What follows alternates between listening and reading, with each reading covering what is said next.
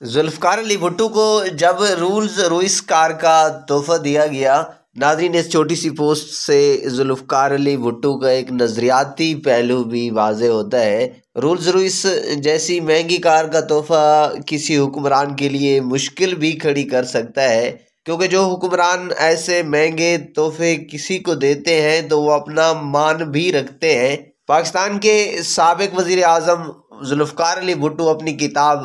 اگر مجھے قتل کیا گیا میں لکھتے ہیں کہ انہیں سعودی عرب کی جانب سے رولز رائس لگژری کار تحفے میں دی گئی تھی۔ اکتوبر 1976 میں سعودی عرب کے شاہ خالد پاکستان کے دورے پر آئے، مجھے ایک رولز روئس کار دی اور یہ اصرار کیا کہ ایک ذاتی تحفہ ہے جو صرف میری ذات کے لیے ہے،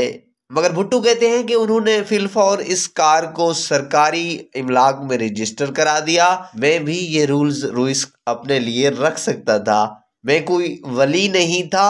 لیکن میں اتنا گناہ گار بھی نہیں جتنا یہ فوجی ٹولہ مجھے بنا کر پیش کر رہا ہے۔ در حقیقت وہ اس مثال سے یہ ثابت کرنا چاہ رہے تھے کہ انہوں نے حکومت میں رہتے ہوئے جہاں تک ممکن ہوا اپنی ساکھ قائم رکھنے کی کوشش کی تھی۔ بھٹو صاحب ویسے اپنی ہی ساکھ کو برقرار رکھتے تھے،